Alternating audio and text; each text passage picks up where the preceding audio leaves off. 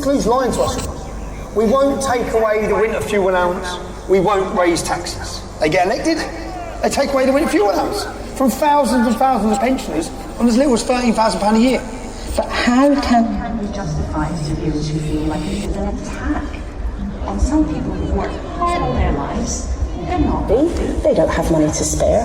And this year, if it's cold, they're going to be looking at the thermostat and wondering if they can pay their bills. Labour's also plan. They had to do this to stop the economy crash. That is a barefaced lie. Just £1.5 billion was saved, while £21 billion was voluntarily spent on public sector pay rises and foreign climate aid. When Ed Miliband excitedly promises to decarbonise the grid by 2030, again, he has been completely dishonest. As the Chief Secretary to the Treasury, Darren Jones, innocently leaked some time ago, the true cost is going to be hundreds of billions of pounds with an almost impossible transformation of infrastructure. There's a report, of course, commissioned by the Labour Party back in 2017, which forecast that thousands of pensioners could die, could literally freeze to death because of this change. If we have the money, billions every year, to look after people who have given nothing to this country, why do we not have 1.2 billion to give money to people who have contributed to the system and who are now vulnerable and at the end of their life, going into that chapter of their life? They removed the energy price cap and prices jumped by 10% everywhere. And if you worked hard all your life, look out, because they're coming for your savings and your pensions. Don't forget, Free Gear Kia, he's had to declare more than £100,000 of freebies and gifts, more than any other MP in our country. And they say they've just found a £22 billion black hole in the nation's finances. We have found a £22 billion black hole. We've got to fix it. And that's what this is all about, making sure we fix the foundations, and then having done that we can build a better future that pensioners and so many other people voted for in this election. But they knew about the state of finances long before the elections. They just forgot to mention their plans. And when asked to spell out the details of the claimed black hole, they refused. They're not telling. They won't. The dog ain't my homework. Ridiculous. They're not hiding the political choices they've made. They're actually proud of them. They can't use your taxes. Remember, our taxes, that's whose tax it is, it's yours. They can't use them to help freezing pensioners this winter. But they can choose to send $3 billion a year of your tax to Ukraine to drag us towards war with Russia, instead of pursuing peace. They choose to send $6.4 billion a year of your taxes to support asylum and illegal migration. That's according to the Institute for Fiscal Studies. That's up 50% from last year and 6 times higher than in 2018. What's it going to look like next year or the year after? That's right, $6.4 billion in support of unilateral cultural suicide. Angela Rayner has announced that she's abandoning plans to give British people, in brackets, who have paid their stamp or taxes, close brackets, priority council housing. We're going to allow migrants to get that. If you thought that wasn't bad enough, I'd love your response to this, because this sent me today quite literally over the edge. If you're a terrorist and you wanted to get social housing, you were going to be banned under Labour's manifesto. That's been reversed as well today. So what we're saying then is we're going to allow millions of people to come into this country and take away homes or whatever from British people who need them. And that is not racist to make that comment. That is an absolute proven fact. It is a proven fact, and that, amongst other reasons, is why people from all those deprived communities across the United Kingdom have been protesting against immigration for the last few weeks. They choose to give away $8 billion of your taxes on climate aid. That's giving money to other countries to help them for their so-called climate challenges. $8 billion of your money, but can't keep the pensioners warm. They choose to spend trillions, yes, trillions of your taxes to pursue their own net zero wet dream, exporting our carbon emissions to China and India as we commit unilateral industrial disarmament and drive millions and millions into fuel poverty. Don't take my word for it. This is the co-founder of Greenpeace on climate change. I say not only is carbon dioxide good, it is essential, and it's a good thing that we are putting some more carbon dioxide in the atmosphere because it was running low before we came along. If we had definitive proof that CO2 was causing serious problems and we could prove it, don't you think they would write that down on a piece of paper somewhere so people could read it? They don't have definitive proof, period. I am firmly of the belief that the future will show that this whole hysteria over climate change was a complete fabrication. And lastly, they'll smash those gangs that are transporting illegal migrants into the UK, costing us a $6.4 billion a year. Round up, detain and deport illegal immigrants. That's what new Home Secretary Yvette Cooper has just promised to do. Well, do you believe the woman who held up a sign saying refugees welcome, closed the Bibi Stockholm and strapped Rwanda on day one? Do you believe it?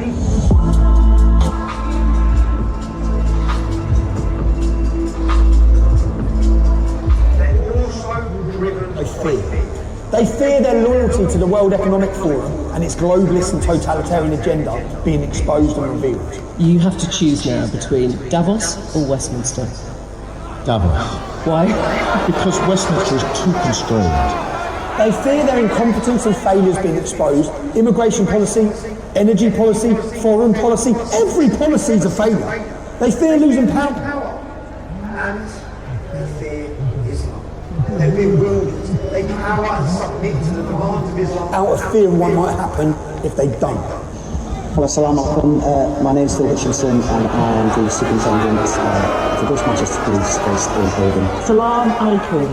I'm speaking to you today because I want to reinforce my commitment to protect every member of our Merseyside community.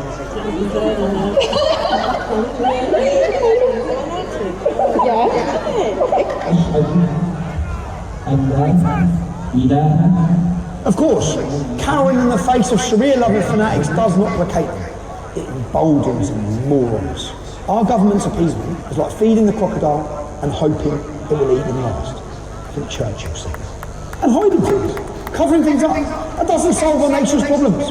It's obvious to most of us by now, covering things up lets the problems grow and grow and grow. They've done that for the last 40 years with Pakistani rape gangs for the sake of community cohesion. And they're doing it now with mass migration and the Islamisation of the United Kingdom.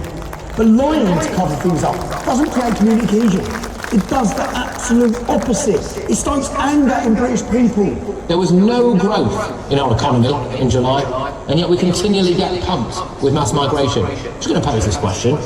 If migration makes us richer, why are we getting poorer? Our politicians can't just lie to us and we don't kick off. If the truth is so bad that we might protest if we knew about it, then maybe we should do something about the problem, instead of covering it up. And the population know they're being ignored. And worse than being ignored, they're being condemned. This time by a Prime Minister. How on earth did he end up with this job? Anyone who thinks mass immigration might not be such a great idea. Well, Tutik here, he's branded all of you as far-right thugs and Nazis. Prejudged you as criminals, and his stormtroopers will come and arrest you soon.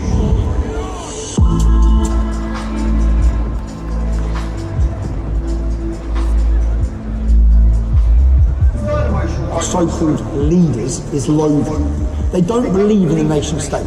They believe in open borders and cheap labour for global corporations. Their loyalties lie with the World Economic Forum. Tutik here has made that pretty clear already. They loathe our nation and its people.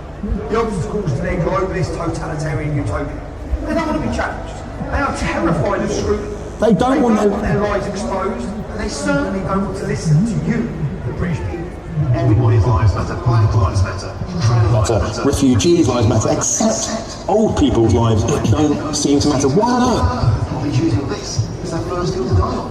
Will our so-called leaders ever recognise the legitimate concerns and grievances of the British people? Do our so-called leaders actually want to solve the problems, or do they want to use the problems? Problems they created, by the way, to take more power and take away more of your freedoms. You see, these Marxists weren't elected because British people wanted to be governed by Marxists. They were only elected because of the Tories spent 14 years failing everyone. They'd failed the British people, failing to be remotely conservative, failing to lower taxes, failing to control our borders, failing to protect our freedoms. And now in power, these Marxists want a state of perpetual chaos and division that they create, divide and rule. There must be an end. There must be a reason to take action against these enemies of the state, and the action will always take away your freedom. There's been a knife attack on a property in Harp Street. There are reports of it involving children, and I can now confirm that some of the patients have been taken to Alder Hay Children's Hospital, so that would suggest that those reports have indeed been accurate. Here in the UK, 2 children have been killed in what police called a ferocious stabbing of a dance class in Southport in the northwest of England.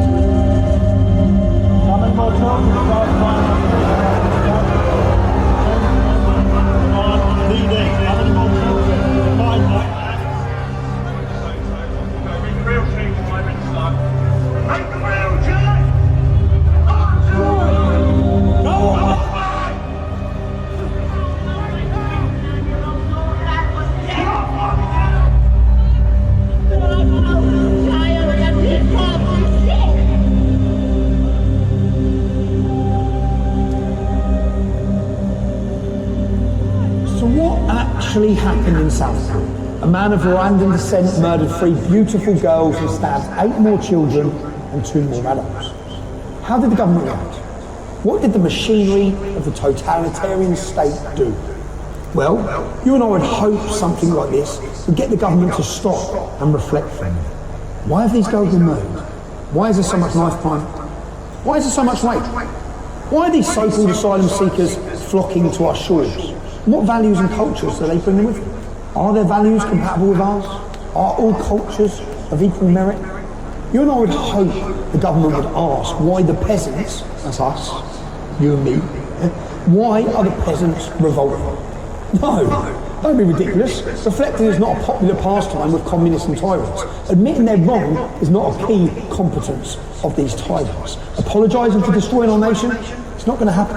What this government actually did, well, firstly, they did everything they possibly could to cover up the basic facts, what you and I would call the truth. They said immediately it wasn't terrorism.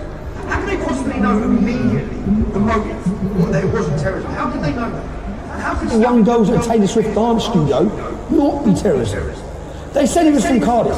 Axel Yabana, yes, he's as Welsh as the daffodils. They looked for evidence he was mentally ill. I can help with that one. Yeah, he was mentally ill. Anyone who commits a crime like that is mentally ill. But exactly what kind of mental illness? And they published a picture of him, looking like an innocent little 12-year-old, and reported he was a choir boy. They made him the victim. They did all this because they don't want us knowing the truth. They manage the information. Misinformation is dangerous. This is good, but it's also bad when people are using it in a way that causes a riot, threats, intimidation. I think the government is really going to think long and hard about what they're going to do with social media and what are they going to put through Parliament as a bill to act. Misinformation is dangerous, and no misinformation or threats or intimidation should be allowed to be carried out on social media platforms. That's their words. How absurd, how foolish, and how dangerous. And Kia, how is this working for you, managing the information? Do the government really believe their actions will help build a peaceful, prosperous and patriotic society? What about a cohesive society? Or are they so short-sighted, so hungry for power, so disdainful of the British people, that they will use anything? Awful. How tragic. They will use anything as an opportunity to implement their totalitarian agenda and crush anyone who speaks out against it. As we've said, these Marxists want a state of perpetual chaos. There must be an enemy to mobilise the population against, an enemy to divert